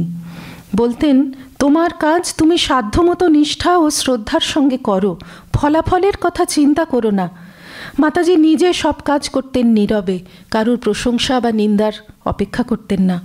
একদিন পরবর্তীকালে অনেক পরে কোনো সন্ন্যাসিনী মাতাজিকে বলেছিলেন যে শুনেছি আপনি মাঝরাতে উঠে কত জপ ধ্যান করতেন। মাতাজি সঙ্গে সঙ্গে বললেন, সাধুর তো জপ ধ্যান করারই কথা, তা এত ফলাও করে বলবার কি আছে? মাতাজি বলতেন, ভালো মন্দের উপরে উঠতে হবে, মনকে উঁচুতে ওঠাতে হবে। ভালো মন্দ দুরকম সংস্কারই রয়েছে, মনে কোনো রকম সংস্কার রাখা চলবে না। যতক্ষণ না মনের উদ্ধার হচ্ছে, যতক্ষণ না তাকে মুক্ত করতে পারছো, ততক্ষণ কিছু হওয়ার নয়। এ সম্পূর্ণ জ্ঞানীর কথা। জ্ঞানের আরেকটি লক্ষণ বিতরাগ ভয়ক্রোধা। আসক্তি, ভয়, ক্রোধ এগুলো কিছুই থাকে না, কেননা এগুলির পেছনে মূল কারণ অহংকার। মাতাজির জীবন এর উজ্জ্বল দৃষ্টান্ত। তিনি এতদূর নিরাসক্ত ছিলেন যে কোনোদিন অহেতুক কোনো কৌতূহল প্রকাশ করতেও কেউ তাঁকে দেখেনি। মাতাজি বলতেনও, কৌতূহল সাধক জীবনের অন্তরায়। ভগবানকে পেতে চাইলে সব কিছু ত্যাগ করতে হবে, মনে কোনো বিষয়ে আসক্তি বা টান থাকলে হবে না। জীবনের শেষ বছর দুয়েক যখন তাঁর শরীর ভেঙে যাচ্ছে, তখন প্রায়ই বলতেন, এসেছি একা, যাব একা, কিছুই সঙ্গে যাবে না। যেমন আসক্তি ছিল না, ওই বিত রাগর মধ্যে রাগও অংশটা আসক্তি। ভয়ক্রোধ, ভয় ছিল না। যখন নকশাল আমল, তখন মাতাজি বারুইপাড়া কেন্দ্রে ছিলেন। সেখানে খুনি, মাতাল, ডাকাত কত মানুষ যে এসে মাতাজির সঙ্গে কথা বলে যেত। মাতাজি কিন্তু সবার সঙ্গে হেসে কথা বলতেন। কেউ যদি বলতো যে আপনার ভয় করে না, আপনি ওদের কেন ঢুকতে দেন, মাতাজি চুপ করে হাসতেন, কোনো উত্তর করতেন না। আসলে তখন থেকেই তিনি সকলের আশ্রয়স্থল হয়ে উঠছিলেন। পরবর্তীকালে মঠে অনেক ঘটনা আমরা শুনেছি যে হয়তো চোর এসেছে বা কোনো লোক এসেছে, মাতাজি নির্ভয়ে যত অন্ধকার হোক, মাঝরাত হোক, তার সঙ্গে মোকাবিলা করেছেন, তার চিৎকার করেছেন বা ছুটে গেছেন, এরকম কিছু। একবার বারুইপাড়ার আরেকটি ঘটনা, কোনো মানুষ এসে গেটে হুমকি দিচ্ছে। মাতাজি একেবারে গেট খুলে তাদের মাঝখানে বেরিয়ে এলেন এবং বললেন, আগে আমাকে মারো, তারপরে স্কুলে ঢুকতে পারবে। মাতাজির তেজ দেখে সেই লোকগুলি চলে গিয়েছিল। আর ক্রোধ, মাতাজিকে কেউ কোনো দিন রাগ করে চেঁচামেচি করতে দেখেনি। কোনো জিনিস পছন্দ না হলে গম্ভীর হয়ে যেতেন। খুব স্পষ্ট বক্তা ছিলেন, বুঝিয়ে বলতেন যে এই জিনিসটা এই কারণে আমার পছন্দ হয়নি, সেটা বলে দিতেন স্পষ্ট করে। কিন্তু আবার কিছুক্ষণ পরেই সবাই তাঁর প্রসন্ন মুখ দেখতে পেত। জ্ঞানী সমদর্শী হন। আমরা গীতায় দেখি বিদ্যা বিনয়া সম্পন্নে ইত্যাদি শ্লোক। তারপরে ঈশোপনিষদেও দেখি যে ইয়াস্তু সর্বাণি ভূতানি আত্মান্যেবানুপশ্যতি, অর্থাৎ জ্ঞানী সব কিছুর মধ্যে চৈতন্যের প্রকাশ উপলব্ধি করেন বলে তার মধ্যে ওই উচ্চ নীচ, কোনো ভালো মন্দ ওই ভেদাভেদগুলো থাকে না সবার মধ্যে। এই যে ভূত কথাগুলি বলা হচ্ছে শাস্ত্রে, ভূত মানে সমস্ত প্রাণী, শুধু যে মানুষ তাই নয়। আর সত্যি সত্যি যারা আধ্যাত্মিক জগতে ব্রহ্মজ্ঞ পুরুষ হন, তাদের ওই আত্মদৃষ্টি প্রসূত যে ভালোবাসাটা থাকে, সেটা সমস্ত প্রাণীই বুঝতে পারে। তো মাতাজির জীবনে এটা খুবই দেখা গেছে। বলতা মৌমাছি ফুল ফোটালেও তাদেরকে মারা যাবে না, সাপকে আঘাত করতে দিতেন না, বলতেন ওকে চলে যেতে দাও। মাতাজি যখন টিফিন খেতেন সকালে বিকেলে, পাখিরা সব আসতো, তাদের বরাদ্দ ছিল। একদিন একটা শালিক পাখি খুঁড়িয়ে খুঁড়িয়ে এলো, সে আহত হয়েছে বলে তাকে অ্যালোপ্যাথি ট্যাবলেট খেতে দেওয়া হলো। বলা বাহুল্য সেটা তার পছন্দ হলো না, তখন খাবারের সঙ্গে মিশিয়ে একটু হোমিওপ্যাথি ওষুধ তাকে দেওয়া হলো। পুনের এক ভক্ত, তার পোষা টিয়া পাখি গজ, সে কিন্তু মাতাজির কণ্ঠস্বরের সঙ্গে পরিচিত। সেই ভক্তেরা ফোনে কথা বললে মাতাজির সঙ্গে গজ কথা বলবেই।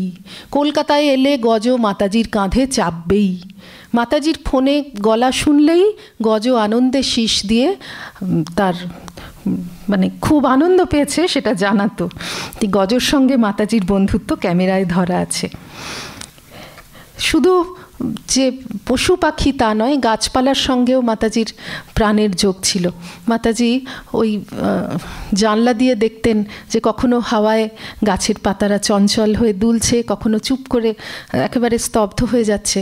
মাতাজি সেবিকাদের বলতেন যে ঠিক যেন কখনো ঈশ্বর দর্শনের আনন্দে ওরা ভাবাবেশে উন্মাদ, আবার কখনো জড়বৎ নিশ্চল হয়ে যাচ্ছে। এইভাবে প্রত্যেকটা সাধারণ জিনিস দেখেও মাতাজির মন একেবারে ঈশ্বরের দিকে ছুটে যেত। এইটা যেমন জ্ঞানীর লক্ষণ, তেমনি ভক্তেরও। আমরা কথামৃতে দেখি যে ঠাকুর বলছেন, ক দেখে প্রহ্লাদের কৃষ্ণকে মনে পড়েছিল। যে গ্রামের মাটিতে খোল তৈরি হয়, সেই গ্রামের খোল তৈরি হয় শুনেই ভক্তের সমাধিস্থ অবস্থা। এই রকম। এরপরে আমরা আসছি কর্ম অংশে। মাতাজির জীবনটি কর্মযোগেরও যেন একটি পরিপূর্ণ ছবি। আর আগেই আমরা আলোচনা করেছি যে কর্ম হচ্ছে জ্ঞান আর ভক্তির বহিঃপ্রকাশ। মাতাজি একবার জগদানন্দজিকে দর্শন করেছিলেন, অত্যন্ত পণ্ডিত শাস্ত্রজ্ঞ সাধু, যার লেখা বই আমরা পড়ি। তাকে জিজ্ঞাসা করেছিলেন যে আমরা তো নিবেদিতা স্কুলে কাজ করি, কিভাবে কাজ করলে সেটা সুন্দর হবে। তাতে মহারাজ বললেন যে কেন, তোমরা মনে করবে শ্রী শ্রী মাই বালিকা রূপে হাত বাড়িয়ে বলছেন বিদ্যা দাও। এই একটি কথায় জ্ঞান ভক্তি কর্ম সব সম্মিলিত হয়ে গেছে। জ্ঞান স্বয়ং শ্রী শ্রী মা আমরা যাদেরকে পড়াচ্ছি, ভক্তি ভালোবাসা, মনের মধ্যে প্রীতি জাগবেই যে স্বয়ং যিনি আমার ইষ্টদেবী, তিনি চাইছেন কিছু, তার কোনো জিনিসে কমতি আছে, সেটা আমাকে পূর্ণ করতে হবে। আর কর্ম, ওই ভালোবাসাটা, জ্ঞানটা আমার পড়ানোর মধ্যে প্রতিফলিত হবে। মন্দিরে ঠাকুর পুজো থেকে বাগানের মাটি কোপানো, সব রকম কাজ তিনি পূজা বোধে সাগ্রহে সানন্দে করেছেন। এবং সন্ন্যাসিনীরা বলেন যে নীরবে অতি দ্রুত নিখুঁত পরিষ্কার পরিচ্ছন্ন কাজ করতে পারতেন, কেউ টের পেত না। আর সকলেই যাতে সংঘের প্রয়োজনে সব কাজকর্ম সুষ্ঠুভাবে করতে পারে, করতে শেখে, তার জন্য মাতাজির চেষ্টার অন্ত ছিল না। মাতাজি বলতেন, আমরা দিতে এসেছি, নিতে আসিনি, যা আছে সব দিয়ে যাও। প্রথম থেকেই এই ভাব নিয়ে তিনি যেন সিদ্ধি লাভ করেছিলেন। আমরা প্রেমেশানন্দজির একটি চিঠি দেখতে পাই, যেখানে মহারাজ মাতাজিকে লিখছেন যে কোনো একটা ছুটি, হয় পুজোর ছুটি নয় গরমের ছুটি, এই দুটো ছুটি তো স্কুলে একটু বেশি পড়তো। মহারাজ লিখছেন যে তোমাদের আশ্রমের সকলেই ছুটিতে একটু বেড়াইয়া আসিল, কিন্তু তোমাকে আশ্রম পাহারায় থাকিতে হইল বলিয়া দুঃখ করিও না। ঠাকুর তোমার ওপর দায়িত্ব দিয়াছেন কাছে টানিয়া লইবেন বলিয়া। তোমরা কাহাকেও কোনো দায়িত্ব দিলে তাহার সঙ্গে কেমন অন্তরঙ্গভাবে ব্যবহার করো, লক্ষ্য করিয়াছ তো? মাতাজির মনে আমাদের যেটা লক্ষ্য করবার, যে মাতাজি সবাইকে ছেড়ে দিয়েছেন এবং নিজে আশ্রমে আছেন সব কাজ সম্পন্ন করবেন বলে। এই ভাবটি কিন্তু তার আজীবন চিরকাল রয়েছে। যে কোনো শাখা কেন্দ্র আরম্ভ হওয়ার সময় সূচনাকালের নানা বিপর্যয়, নানা অসুবিধাজনক অবস্থাগুলির সম্মুখীন হয়েছিলেন মাতাজি। নিঃশব্দে সমস্ত দায়িত্ব পালন করতেন। যেমন প্রথম দিকে সারদা মঠে, তারপর 1960 সালে আমাদের মিশনের প্রথম শাখা কেন্দ্র বিদ্যাভবন কলেজ, সেখানে যখন কলেজ গৃহ তৈরি হচ্ছে, গৃহ নির্মাণ তদারকির জন্য মাতাজি সেখানে ছিলেন। তারপরে বারুইপাড়া কেন্দ্র হবে, সেখানে মানে পরে আমরা শুনেছি সেখানকার টিচাররা বলতেন যে এই একেবারে জলা জায়গা, এঁটেল মাটির প্রাঙ্গণে সবুজের কোনো আভাস নেই। তাকে মাতাজি তপবনে পরিণত করেছিলেন। যেমন মাধবীলতার কুঞ্জ, তেমনি নানা রকম ফুল ফলের গাছ, পাতাবাহার গাছ, যেন শিশু মনের উপযোগী সুন্দর একটা পরিবেশ তারা পায়। মন্দিরটি করেছেন একেবারে বৈদিক যুগের আটচালার ঢঙে, যেন প্রাচীন কোনো গ্রাম্য পরিবেশে শিশুর দল পাঠ নিতে আসছে। আর মাতাজি নিজে ছিলেন ইতিহাসের ছাত্রী, তাই গানের মধ্য দিয়ে, পড়ার মধ্য দিয়ে শিশুদের মনে দেশকে ভালোবাসার, দেশের ইতিহাসকে শ্রদ্ধা করার প্রেরণা জাগিয়ে দিতেন। বলতেন পরবর্তীকালেও সারা জীবন ধরে এই ধরনের কথা মাতাজি সবাইকে বলেছেন যে ভারতবর্ষ আর কিছু নয়, একটি নিখুঁত ভাগবতী তনু, যাকে আশ্রয় করে আমরা প্রতিপালিত হচ্ছি। ভেবে দেখো কতটা দায়িত্ব আমাদের। একবার একজন সন্ন্যাসিনী কাশী যাচ্ছেন, যাওয়ার আগে মাতাজিকে প্রণাম করতে গেলে মাতাজি বললেন, যাচ্ছ যাও, কিন্তু কাজ করতে হবে। অর্থাৎ কর্মক্ষেত্র থেকে পালিয়ে গিয়ে নিজেকে বাঁচিয়ে সাধন ভজন তোমরা করতে পারবে না। মাতাজি নিজে সারা জীবন তাই করেছেন। ভক্তি মনকে কোমল করে, সেই কোমল মনে সকলের দুঃখ তীব্র আঘাত করে বলেই ভক্ত সর্বভূত হিতে রতা হন। ভক্তির সঙ্গে কর্মের এই সম্পর্ক এবং মাতাজির সমস্ত জীবনটা আমরা তাই দেখছি। প্রথম যখন মঠে এসেছিলেন তখন হোমিওপ্যাথি চিকিৎসায় কিছু জ্ঞান ছিল বলে মঠের কাছাকাছি একটি ছোট ঘরে মাতাজি দাতব্য চিকিৎসালয় শুরু করলেন। সেখানে যতদূর পারতেন সবাইকে ওষুধ দিতেন, শুশ্রূষা করতেন। তাকে যে মেয়েটি সাহায্য করছে সে দেখত যে একজন বিধবা প্রায়ই আসেন, অনেক কথা বলেন, মাতাজি খুব ধৈর্য ধরে সব কথা শোনেন এবং তাকে শুধু গ্লোবিউলস দেন, বলেন যে মা তোমাকে এই ওষুধ দিলাম। তো ওষুধ কিছু থাকে না, সেই গ্লোবিউলস সে খায় আর তারপরের দিন আবার এসে আহ্লাদে আটখানা হয়ে বলে মা আজ বেশ ভালো আছি। তখন মাতাজি এইরকম ঘটনা বেশ কয়েকদিন ঘটবার পর সেই মেয়েটি মাতাজিকে বলছে, আচ্ছা মাতাজি কেন বলুন তো এরকম? তখন আপনি তো কোনো ওষুধই দেন না, তাহলে সে ভালো হয় কি করে? মাতাজি বলছেন, আরে তুমি দেখছো না মানুষটি কত দুঃখী, ওর কোনো অসুখই নেই, ও বাড়িতে অত্যাচারিত, অবহেলিত, ওর কোনো কথা বলারই লোক নেই, ও শুধু আমার সঙ্গে একটু কথা বলতে আসে, আমি ওর কথা শুনি, ওই সহানুভূতিটুকুই ও চায়, ও আর কিছুই চায় না। আমাদের দিক থেকে যাকে যেভাবে যেটুকু করলে তার শরীরের মনের সেবা হয় সেইটুকুই তো, সেটাই ঠিক ঠিক সেবা। তো মাতাজি এই সেবাটুকু সারা জীবন মানুষকে করেছেন। একবার একজন শিশুকে বস্তিতে গিয়ে দেখছেন সে নিউমোনিয়ায় আক্রান্ত হয়েছে, কিন্তু তার গরিব মা কোনো ব্যবস্থা করতে পারেনি, মেঝেতে একটা চাটাই পেতে শুয়ে আছে সেই শিশু। তো মাতাজি সঙ্গে সঙ্গে মঠে চলে এলেন, নিজের তোষকটাকে রোল করে বেঁধে একটা রিক্সা ডাকলেন, সেই তোষকটি তাকে দিয়ে এলেন। যার দরকার যতদূর সম্ভব তার জন্য দুধের ব্যবস্থা করতেন, টিফিনের ব্যবস্থা করতেন, যেটুকু পারতেন বাড়ি গিয়ে শুশ্রূষাও করে আসতেন। পরে ২৬ বছর ধরে মাতাজি সংঘ ও ভক্তদের আধ্যাত্মিক জীবনের গুরু দায়িত্ব বহন করেছেন। গুরুরূপে তিনি যে অগণিত মানুষকে শুধু মন্ত্র দীক্ষা দিয়ে কৃপা করেছেন তাই নয়, তাদের জীবনের প্রতি পদক্ষেপে মাতাজির সজাগ স্নেহ, উপদেশ, নির্দেশ, পরামর্শ সব বর্ষিত হয়েছে। তিনি যেন ইহকাল পরকালের সব ভার নিয়ে নিতেন। জ্ঞানী গুণী শ্রদ্ধেয় মানুষকে যেমন সম্মান দিতেন তেমনি তাদের মনের খোরাকও যোগাতেন। কোনো ভক্ত ঘর গৃহস্থালিতে অপটু, মাতাজি মুখে বলে বলে তাকে রান্না শেখাচ্ছেন, করে এনে মাতাজিকে দেখাতে হবে কেমন হয়েছে। যতদিন না ঠিক হয় মাতাজি তাকে বারবার করাবেন। আবার শিশুর কাছে তিনি শিশু, কোনো শিশু মাতাজিকে, সে সবে ঘড়ি দেখতে শিখেছে, তো কাজেই তার ধারণা এখনও অনেকে জগতে আছে যারা ঘড়ি দেখতে জানে না। সে মাতাজিকে এসে বলছে তুমি ঘড়ি দেখতে জানো, আমি তোমায় শেখাতে পারি। অনেকক্ষণ ধরে 12টা থেকে 6টা বাজা পর্যন্ত শেখানো হলো।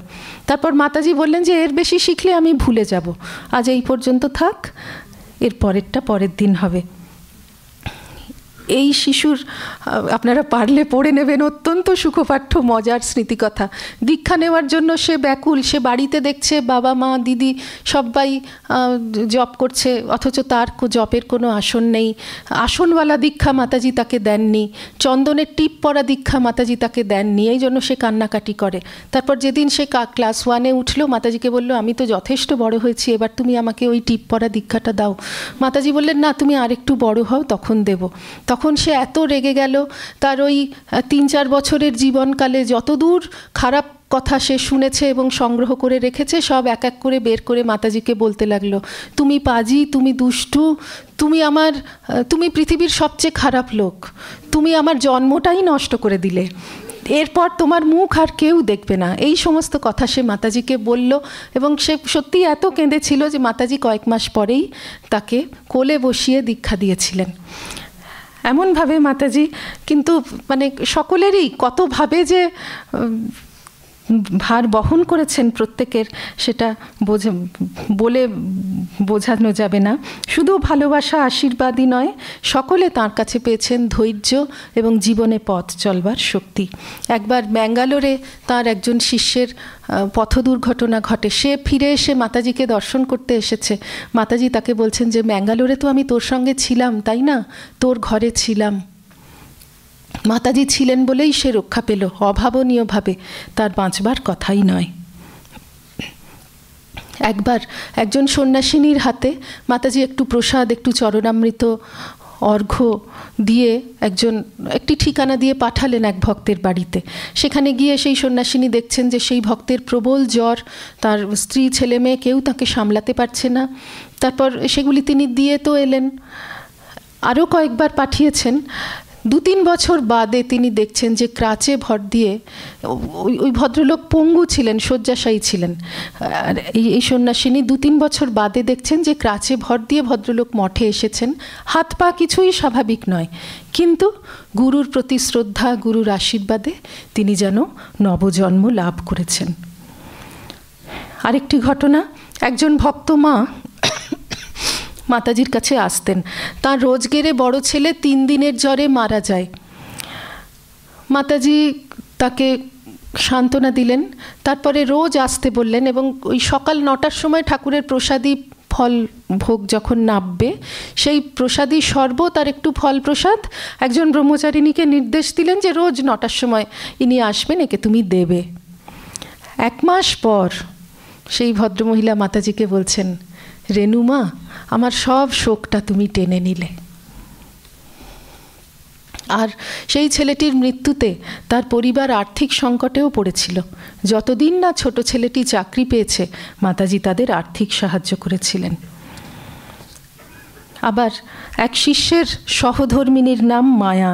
একদিন মাতাজি বললেন, এবার তোমার মায়া মুক্ত হওয়ার সময় এসেছে, মায়া থাকলে ব্রহ্মচিন্তা আসবে না।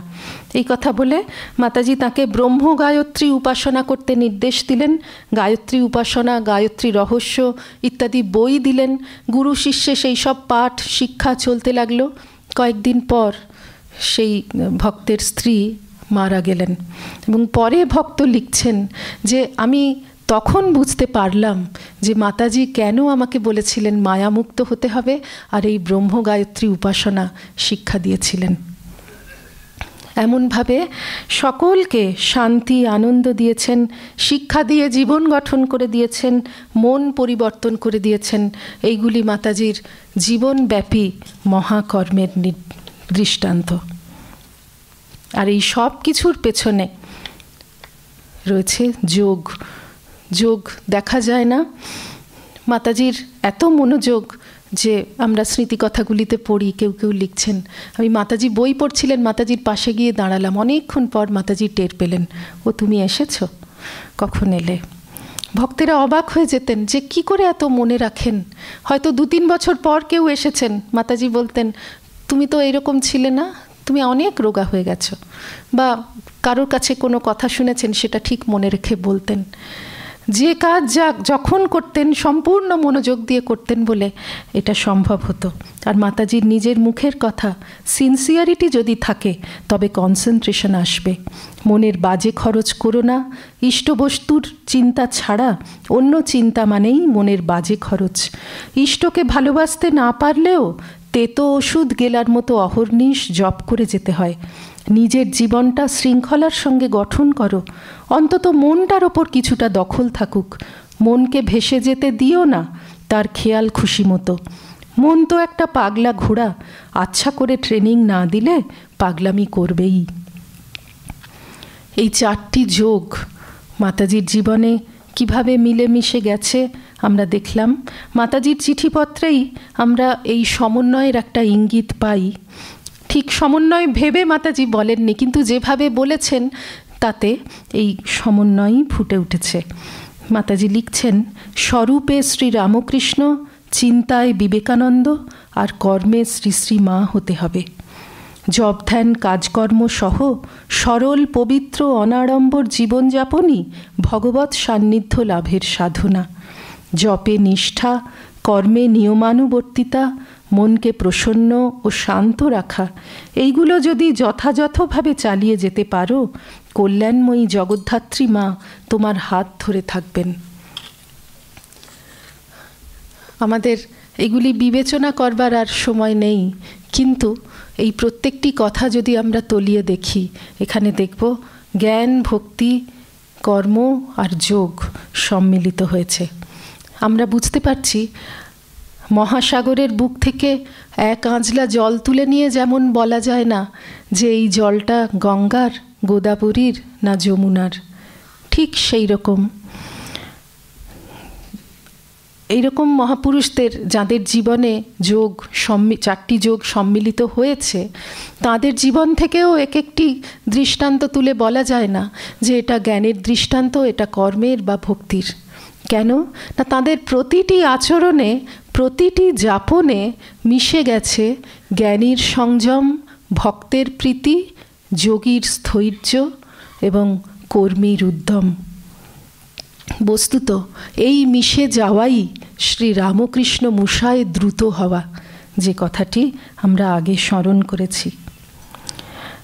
একটি চিঠিতে স্বামীজি বলেছিলেন, আমি জ্ঞানের শুষ্ক যুক্তিকে প্রেমের মধুরতম রসে কোমল করে, তীব্র কর্মের মশলা দিয়ে সুস্বাদু করে, আর যোগের রান্নাঘরে রান্না করে এমনভাবে পরিবেশন করতে চাই যে শিশুতেও যেন তা হজম করতে পারে।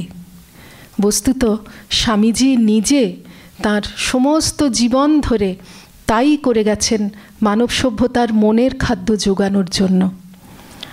তা সত্ত্বেও স্বামীজির সংশয় ছিল যে তার এই তত্ত্বগুলোর যদি কোনো বাস্তব প্রয়োগ না পাওয়া যায়, না দেখা যায়, তাহলে মানুষ মনে করবে স্বামীজির এই তত্ত্বগুলো ইউটোপিয়ান, তার অবাস্তব, তার বাস্তব প্রয়োগ সম্ভব নয়। প্রথম শরৎ মহারাজ স্বামী শারদানন্দজি চেষ্টা করেছিলেন এই যোগ সমন্বয়ের তত্ত্বকে বাস্তবায়িত করবার নিজের জীবনে, এবং স্বামীজিকে নিশ্চিন্ত করেছিলেন। আর যত দিন যাচ্ছে রামকৃষ্ণ সংঘের বহু মহাপুরুষের জীবনে এই চারটি যোগের সমন্বয় লক্ষ্য করে আমরা কৃতার্থ হচ্ছি, অনুপ্রাণিত হচ্ছি। সারদা মঠ যুগাচার্যের হৃদয়ে সযত্নে লালিত একটি করুণাঘন স্বপ্ন। সেই স্বপ্ন বাস্তব হয়েছে।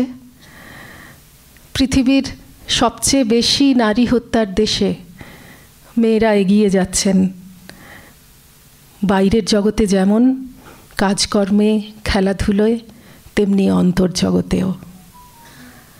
স্বামীজির একটি উক্তি ছিল, যদি কালে একজনও মেয়ে ব্রহ্মজ্ঞা হন, তাহলে তার প্রতিভাতে হাজারো মেয়ে জেগে উঠবে এবং দেশের ও সমাজের কল্যাণ হবে। ক্রান্তদর্শী ঋষির আকাঙ্ক্ষার অর্ধেক পূর্ণ হয়েছে, কেউ কেউ ব্রহ্মজ্ঞ হয়েছেন, বাকি আকাঙ্ক্ষাটুকুও পূর্ণ হবেই, শুধু সময়ের অপেক্ষা। এ সাধারণ মানুষের কল্পনা নয়, এ স্বামীজির দর্শন।